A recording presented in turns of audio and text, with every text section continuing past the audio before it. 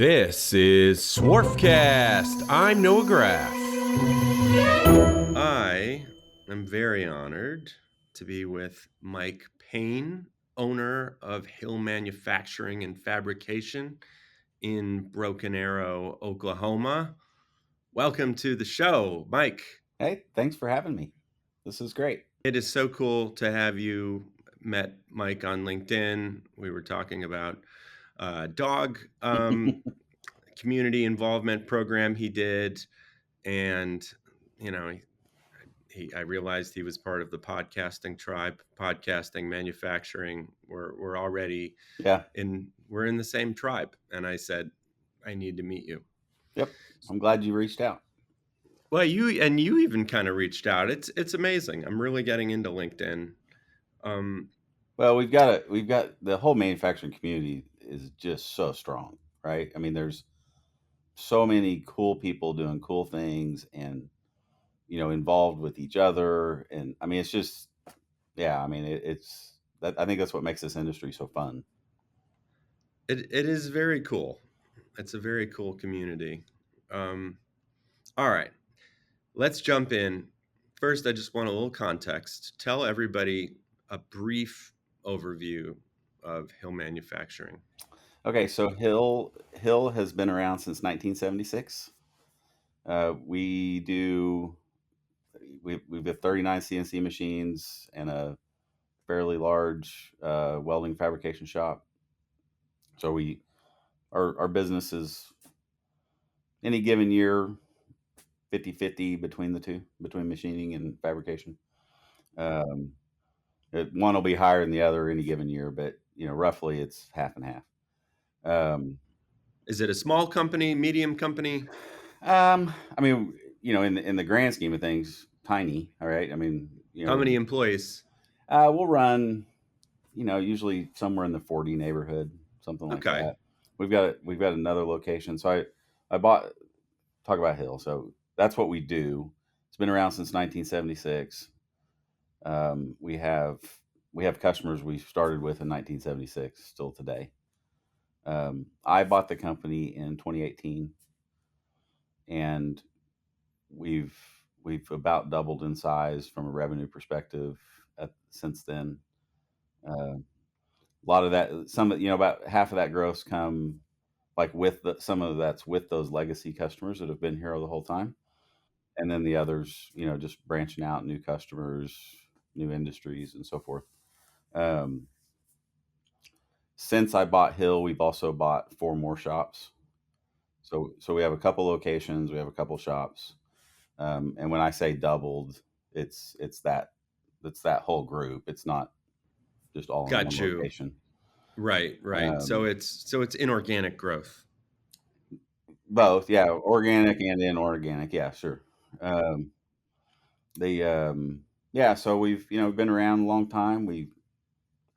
I'd say we do a pretty darn good job, or people wouldn't be doing business with us 48 years later. Awesome. And then we're getting into a lot of new cool stuff. I totally want to learn all of that. All right, I want the 5 to 10 minute bio of you. What's your what is your story, Mike? So it's okay. I can do it in 5 minutes.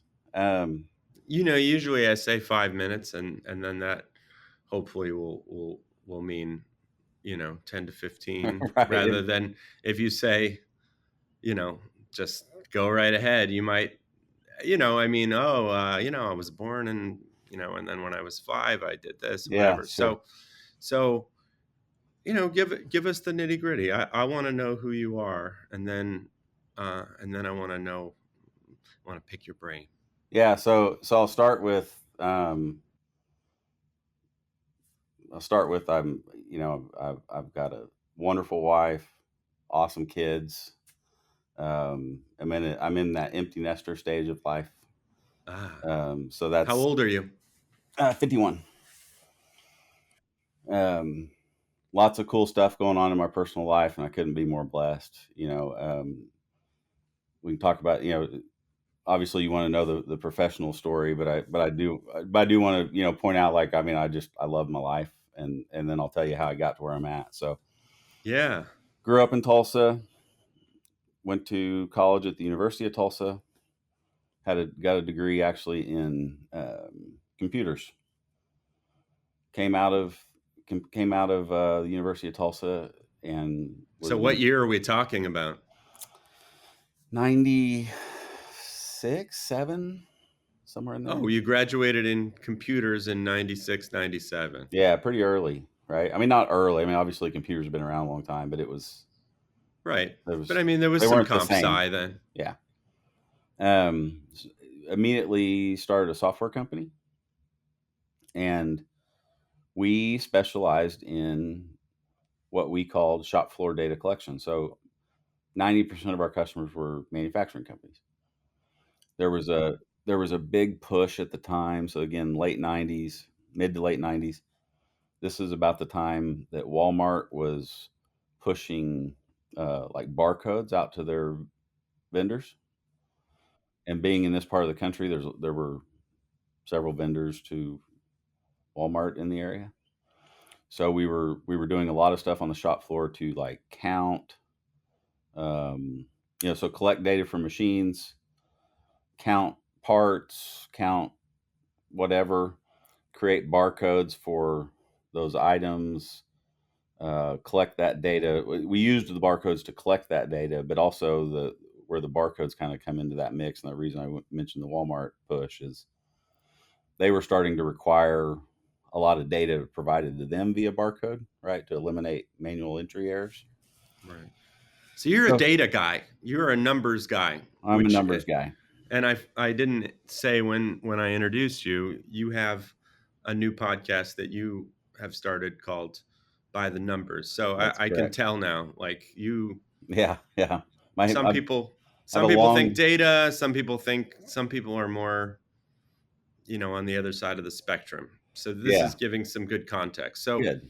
So so we were doing that, and I fell in love with being out on a shop floor. I mean, it was cool watching things being made, whether that was tires or fishing reels or cans of vegetables, whatever.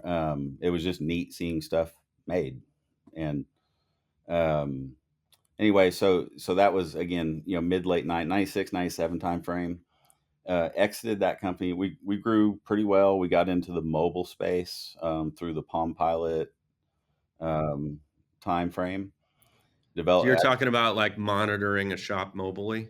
yeah, yeah. So and we had some patents on like mobile data collection without a wireless network, because again, if you go back to that time frame, there weren't wireless networks everywhere, right? Um, so we had some patents. We grew pretty rapidly. We became a pretty significant software developer for the Palm OS system, and I exited the company in 2003. Had gone through 2 rounds of fundraising and then the exit, and I was like, man, I really like this transactional side of business too. So then I spent the next 15 years in private equity, um, buying How did you companies. get into private equity? Did you get a job at a private equity firm? Eventually, so the way it started was I had some experience doing it because I just finished 2 rounds of fundraising and I sold my company, right? Um, so other people locally were like, "Hey, could you help me do that?" And so I helped them do that.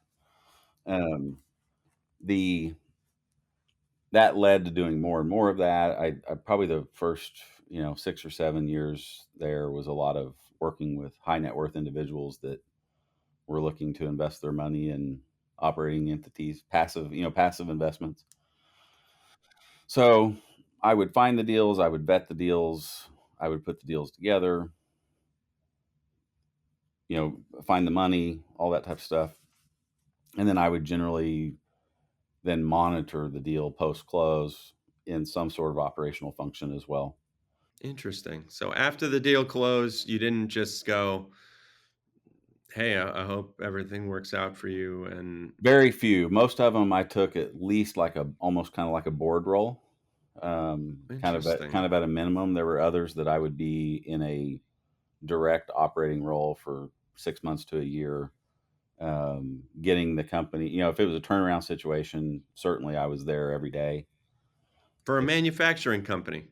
For any type of company. I mean, so I've done over 100 deals in that time frame, and I've touched probably every industry you could randomly name off the top of your head. And Um, so because you are a data and a numbers guy, you're good at going in and looking at the balance sheet and going, this makes sense, this makes sense. What yeah.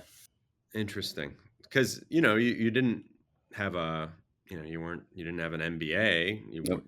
didn't work at Wall Street or something, Right. but you had an intuitive sense of the fundamentals of a business and convinced people of that to Yeah. make you want to, you know, Yeah. I mean, look, I've touched.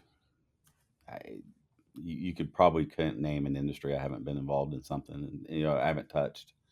Um, why did you want to go on the board after you made these deals rather than and just make kind sure of they're like go on to the successful. next one? Yeah, to make sure they're successful. I'm invested in these deals. I want to. It's got to be successful. um, Yeah. you got to monitor, control, and not even necessarily control, but you got to monitor, coach, ask questions. Um, I think lots of times my stupidity of an industry probably worked out to our favor, right? Because I asked more questions. Right. Um, go into the construction industry, entertainment, real estate, manufacturing, whatever. Since I'm not so ingrained in the operations and how things usually work, I ask a lot of dumb questions, which sometimes produces some really cool answers, right? I mean, because a lot of people just keep doing the same thing and they never ask why. They just keep doing it, and it's maybe not a good idea. Yeah. I think it's hard for most people to question yourself. It takes a lot of work to change the way you've been doing things. Yeah, So having somebody from the outside to, be a sounding board and to give you advice and give you a fresh perspective.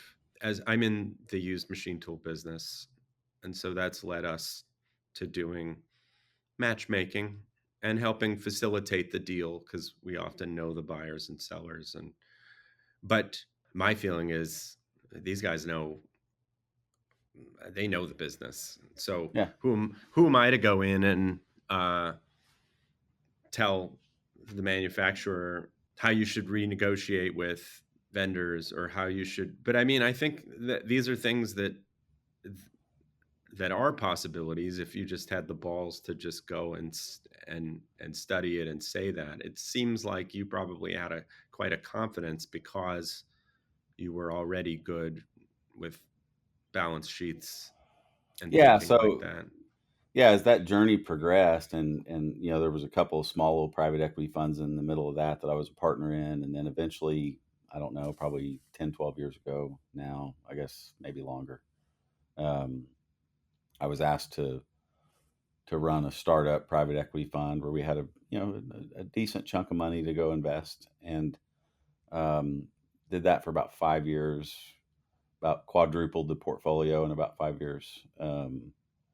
And then the opportunity came up to buy Hill, and kind of cash in all my chips, and just go into this full time, full speed ahead, and did it. And now I'm still doing it. Like, I'm still acquiring companies. I'm Right, looking. but as an owner operator. Right. And So as the private equity firm, were you taking these companies and rolling them up, or were you taking these companies and basically just, owners in place? Maybe the owner wants to leave, but they've got people to replace them, or maybe you hired somebody to take the owner's spot and you left them in place, or were you rolling it up and consolidating and putting it with other companies and then wanting to flip it? Or private equity, we've dealt with different types, and some of them are more like, we're really into making stuff, we're yeah, really into keeping this going, or even they want to roll it up but they still want the manufacturing going. And then some of the other ones are more like, we want to flip this and just make more money. Yeah, sure. So we were doing all of those things with the exception of looking to flip. So the strategy behind this particular fund was not a flip strategy. It was more of a build a operational portfolio that could last a long time, and create ongoing cash flows for many time for many years, without a specific goal of a particular exit in some amount of time or multiple or anything like that. It was really driven more towards, um, yeah, just building a sustainable portfolio that created growth um, and And cash then flow. when you would do this, you would, get into the weeds in these different companies and try to help them succeed. You continued this practice of being on the board and Yeah, yeah, and then we had a very strong team, and so we'd come in with some operational type controls, and we'd roll up some of the and the services, the internal services, right? You'd roll up some accounting and HR and that type of stuff, and to just spread those costs across the entire portfolio.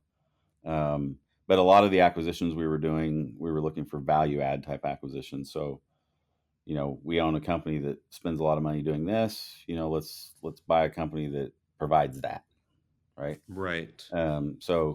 So we were building kind of an ecosystem in and of itself that is growing and doing business with itself, but also, I mean, the internal companies could service each other, but then use that as the core to grow each company, right? Were you buying companies that were, you know, in trouble, or, stuff that was kind of broken, or were you buying stuff where it was like, "Ooh, this is I'm trying to a think. I very don't. healthy business making a good profit with Yeah, good." generally it was a healthy business that had a growth opportunity. We So you did a didn't just couple. buy it and then go, "Well, if it doesn't work out, we can just liquidate stuff." No, no, no. It was very much companies that had growth options ahead of them. It was companies that, I mean, we were seed money on a couple of great deals. So even some startup stuff. Um, Trying to think if we did any. We did a few that were, I wouldn't call them turnarounds, but they were definitely struggling, and needed money. But they weren't. We weren't trying to catch a falling knife, right? I mean, it was like we were really only trying to do deals that we really brought value to the table beyond the checkbook. Okay. Um, so then after a while, you just decided, all right, I like this, but now I want to own my own manufacturing company. Yeah, so I mean, the whole time, I mean, my long term goal all along was to, eventually buy something in an operational role, and I knew I liked manufacturing, so I was always kind of keeping an eye out for that. Why did it take you so long? Um, I mean, I guess it didn't. I mean, yeah, I you've don't had it know. since 2000, since 2018. Yeah, I mean, it's been So 7 years. in your latter 40s. It's not, I I was mean, early 40s. I mean, yeah, I mean, so I was like 43, 42, 43, whatever. all right. So that, to me, that seems pretty young. I'm 44, so, Yeah. and I like to think I'm still young. the Yeah, no, I mean, I don't know why I so actually even Hill, and when I bought it in 2018, I had actually tried in 2016 and 2017 also. Um, Interesting. so it would have maybe actually been a few years earlier. We couldn't get the deal closed the first two times, and we got it closed the third time. So, What was it about Hill that made you go, um, this is where I want to get started? yeah, so part of it, I mean, honestly, there was a lot of, one of it was familiarity with the company. I've actually known the owner for 30 years. Um, Wow. Okay. so part of it was just familiarity with the company. Um, but the things I liked about it as a buyer, and that made it especially appealing was, so at the time it's a 40-year-old business that's tired. You got an owner that's been wanting to sell for a few years, hasn't been reinvesting in the company, hadn't been trying to grow it. So its growth curve had kind of reached its max and was a little bit heading down, not much, but it was tired, right? We weren't reinvesting in machines and tooling and work holding and people and training and all the things you need to do to stay vibrant in the manufacturing industry. So we were really coasting along with just making those same parts we've been making for 40 years, um, without a whole lot of energy towards anything new. So I saw that as, okay, I've got a good baseline company that I can build on, right? Like Yes. if I don't build it at all, it's a good profitable company, and the investment works. If I can come in and I can pour in time, energy, and money into it, it has the potential to double or triple in size in a fairly short period of time. I And got a question. yeah, Sorry to interrupt. you're fine. Um, so I've heard many customers say to us, our philosophy is you either are growing or you're dying. Yeah, you're green and Is growing or brown and dying. Yeah, Do you right. believe in that? For sure.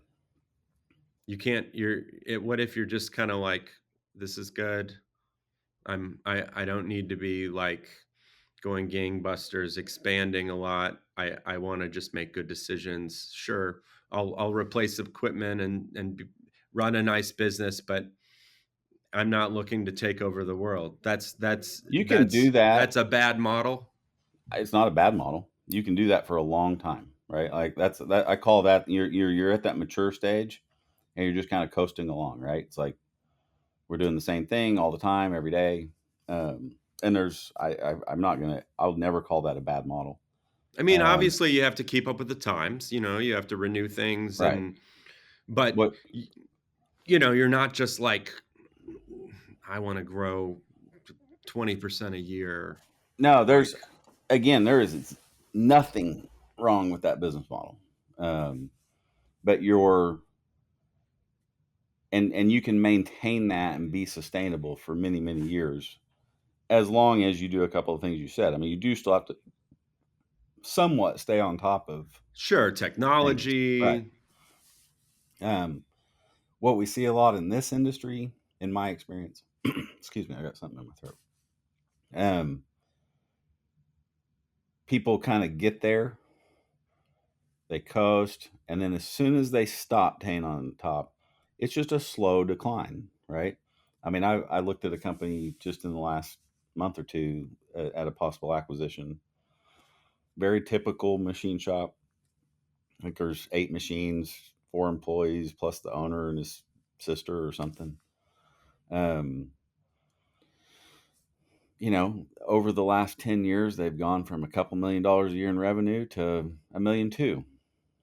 Um, still a still a fine living you can make off of that, right? But you can walk through the shop and you see it's tired, right? The machines are older, the tooling's older. I mean, everything's just older. They are not reinvesting in themselves, and as customers dropped off along the lines, they didn't go find replacement work, right? As Okay. maybe as things got shipped, some part they were making got shipped overseas. It's like, that sucks. We don't make that anymore, but we're still making all this other stuff, and we still make good money, so it's And okay. they didn't find something to replace that for the Didn't want revenue. to, right? I mean, it was fine. I mean, everybody's making a good living. They like their quality of life. I mean, if you're happy with all those things, then you don't need to work all that much harder to do all this other stuff, right? I mean, Right. there's no problem with someone choosing S- not to grow. So why do you want to grow? Why are you buying companies all the time? And I mean, is it because it's fun? Is it because you feel like this is making a difference in the world? Is it because you you feel like this is the way, if you're going to be in business, this is the way, I hate the word should, but this is the way that this is what makes sense. Why is it that you do Well, what you do? I mean, I'll state the obvious right out of the gate, and because I'm not going to ignore it, but then I'll give you what really drives me is one is I like money. I mean, yeah, I want to make more money. I have an incredible life, a life I never dreamt I would have had. I'm blessed beyond measure. Um, but that doesn't prevent me from wanting to do more, right? So let's just put that out there. It is true. I'm a capitalist and I like to make Yeah. money. Okay. But I think what, that's good. I particularly like that you are, you're clear about that. yeah. Now, what really drives me, like my best days are when, and why do I keep growing? So like, I mean, I've even reached the point with our current portfolio of companies.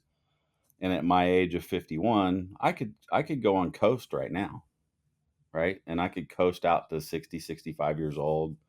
You could So, retire, I'm sure. and be, I could probably, I could, yeah, I could maybe retire today. I could retire today.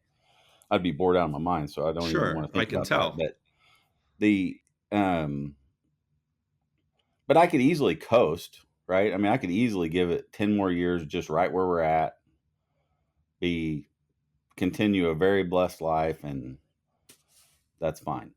What I wouldn't be doing at that point that I really, really, I mean, I feel like is what I'm good at and what I want to do is creating opportunities for other people.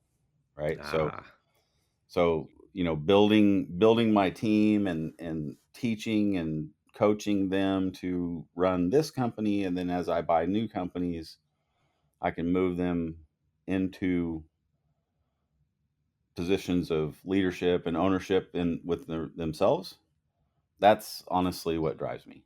I so mean, that that's more your why than making a lot of money. Making a lot of money is something that that's a is very nice it's byproduct. right.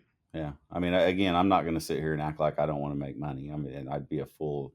Everybody would know I'm lying, right? Like I like to make money. Yes. Right, but But some people wanna start businesses or buy businesses, and that's they don't really care what they're doing. They just wanna make money, and I don't have a problem with that. Um, I think, that's not something I identify with, but, I it you know, you're more complicated than that and more interesting than that. No offense to people that are just like, I want to run a really good business and make money, and all these other byproducts are good, but I'm starting this business because I like business. yeah. For you, you're complicated. You first of all, you like making stuff. That's what you want to be the foundation of this company. How does it make you feel, just this idea of making something? It's cool. I mean, sometimes um, it's easy when you live this every day, and your listeners will know this. You walk around the shop and you see parts you make, and you just take it for granted every day, right? I mean, it's just that's what we do. Right? I mean, we make cool stuff.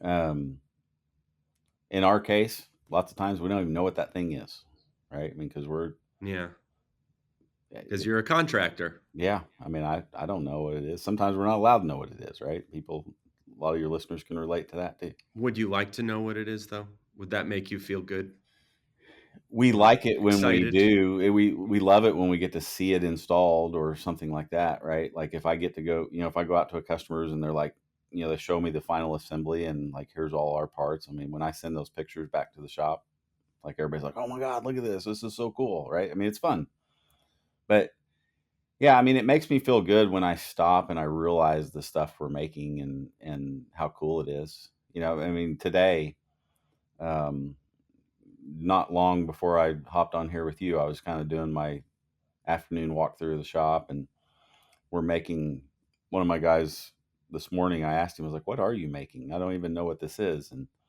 it was actually some tooling for ourselves, right? And I was like, "Oh, okay, cool." And it was a clamping system that we had come up with to make another part, to make a customer part. And I was walking through the shop this afternoon. I walked by it, and those parts were done. They were sitting there at the machine. And I stopped and I looked at them. I'm like, wow, it looks like we bought these, right? I mean, like it. I mean, it looks like someone that knew what they were doing did this. Yeah. And I mean, that's cool, right? I mean, it like we made that. Um, So yeah, I mean, it's definitely fun. I mean, I enjoy that.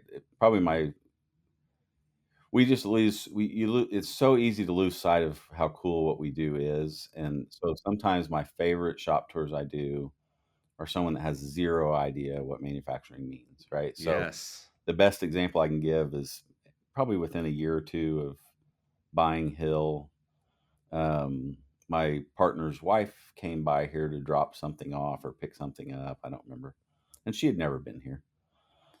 And I've known them for 20 years now, right? I mean, they're friends. I was like, "Hey, you wanna come in and see what we do?" She goes, "Yeah, sure." So, I start on my normal shop tour, and we happened to be running a part in a cell that ran first op, second op, last op, all in one cell, right? So you had raw material to finished good, just all right here in, you Right, know, which is the kind of thing that really jazzes you because you're getting to see, like, yeah. a more finished product. So it was really great because I was like, "Oh, look, right here, this job. So we're starting with this, we're ending with that. Here's how it works through the process," right? Mhm. And we get done and I show her it and she goes, "Wait a second. So you took that rusty piece of metal over there and you turned it into this?" I was like, "Yeah, exactly." She's like, "That's amazing." Right? So Mhm. we think it's our everyday and it's just what we do. I mean, it's easy to lose sight of that's actually pretty cool, right? So yeah, I mean, it makes me feel Yeah. good. I It don't makes you know what it makes me think of is, I have a 2.5-year-old, and it's like you take him on a field trip, you take him to the woods, into a forest preserve, and, look, I like walking in the forest preserve, um, just, like, by myself or with my wife or whatever, but still, like, it's like I have a higher standard of what I'm looking for. I wanna see X animal or, I wanna feel this or that, whatever. I take him with, and we walk down to the creek, and he's just fascinated just looking at one thing, at the creek. Like, he doesn't he but and it's, like, the best thing because then you get to experience it through, their through their eyes, eyes. Yeah. No, it's and you forget. no, I mean, and you're describing, so my family, our happy place is to go to Estes Park, Colorado, and we love to hike and fly fish Mhm. and all these things. And, But still, I'm um, sure, if you bring somebody who's never been there, you'd be even more present than you are. we would, but what I was going to talk about child, so yours is 2.5, my daughter's 23. Mhm. And when my son, my wife, my daughter and I, we start a hike, my son and my wife inevitably end up way ahead of my daughter and I. Okay. And there's a couple of reasons for that. One, I'm out of shape. That's probably the biggest reason. But two, my daughter can stop and look at a wildflower. She can stop and look at a cool rock. She can at 23, right? So yes, I mean, it, at 2.5, it's a real thing, but it's also a little bit of a personality trait, right? So my son and my wife, they can finish. I mean, we did a hike this summer to a 13,000 feet, 9 mile, or I don't remember, 14-mile hike. Um, and they beat us by a lot. But when we got to the top and we're all sitting there talking about this amazing view we're looking at, and we're talking about the hike up, my daughter's talking about things that they never saw. And did it make you see them? Oh yeah, no. So I stop and see them, right? So Yes, yeah, no, yes. it's an amazing feeling to look at that really pretty columbine flower because she made me stop and look at it, right? I would have probably walked right past it too. But no, I mean, whether you're in the shop or in the woods or in Times Square, right? I mean, it's easy to just put your head down and walk through. But yeah, stopping sometimes and looking around. I mean, we've got a pretty cool world around us. Okay, well, so I understand this is something that excites you about manufacturing.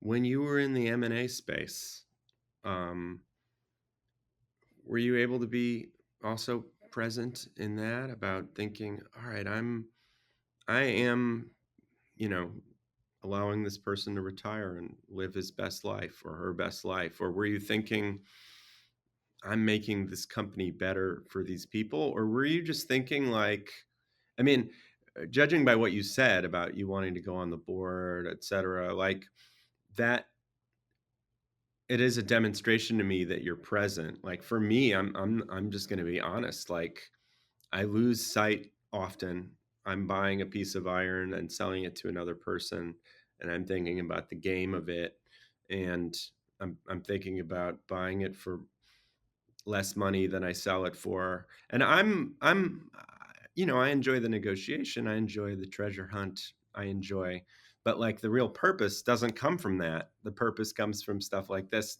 for me.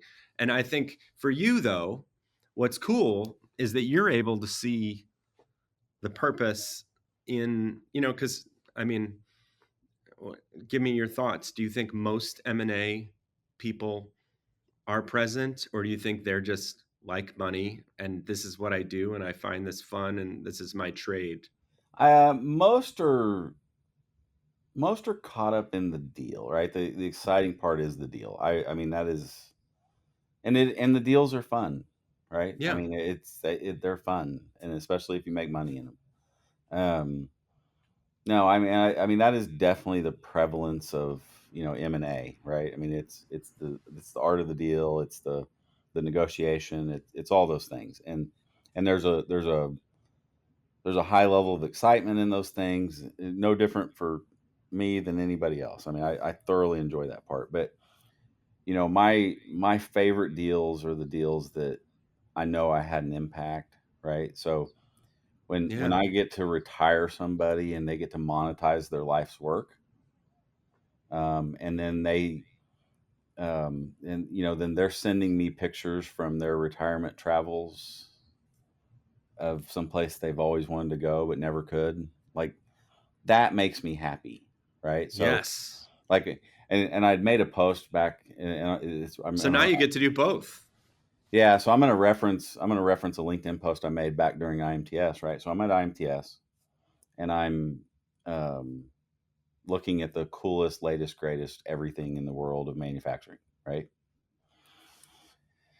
And on like that Tuesday or Wednesday, the wife of a couple that the not the last shop I bought, but one of the shops I bought back in 22, I think, sends me a picture from a campground in Arizona of a belt driven machine lathe in the middle of the campground outside with the husband who was the machinist standing by it, and some funny quote like, Mike, Jerry wants to know where the cycle start button is, right? And it was cool because here I am at IMTS where everything's there, the coolest, latest, greatest technology for our space. And I'm getting a picture from a husband and wife that worked for 35 years running a machine shop that I bought their shop and is now part of my portfolio, doing the travel that they wanted to do as they grew old together of this cool old piece of equipment from our industry, right? Yeah. Rusty. It was just a really cool photo. Um, and like those things make me happy, right? So that deal that we did with them monetized their life's work and allowed them to fulfill their dream of traveling the country and seeing all of God's graces, right? I mean, the beautiful Rocky Mountains or the desert, whatever, right? Like Yeah. wherever, whatever it is that drives you.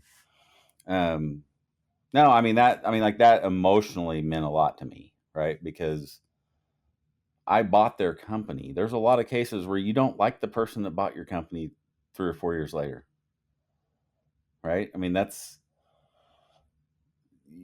you figure out that they out negotiated you, they screwed you, like whatever. Yeah. Um, And everybody has a different idea of what that means as well. That's right. why I hate And the word fair. yeah, but this was a deal that was good for them. It was good for me. We've maintained a relationship 2 to 3 years later. Very cool. Like that means a lot to me. Now I like the deal too, and I like to make money in the deal. Again, I'm not gonna. I'm not. I'm. This isn't charity work. I'm not going to act like it is. But I do get more, like I get more energy from like helping, right? So I mean, again, like I get the energy, like my excitement when I look at a deal today is when I look at my current team, I go, okay, I could move this person into this role, and I can start to help them better their lives, right? Yeah, Like, solving the puzzle. yeah, I mean, my best days are, I mean, one of my guys right now, he's a key manager on my team. He's 27. I don't know, I mean, he's young. He's, he's excited. A week ago, he brings me in pictures of they pouring the foundation on his new home, right? Like that's a good day for me because I mean, I'm doing something right that a 27-year-old is building his first home, right? And he's doing the work, right? But I mean, I'm providing an opportunity for him to do the work that's enabling him. And he also, like last week, had his first child or his second child. But so I mean, watching him excel in life is very, very energizing for me.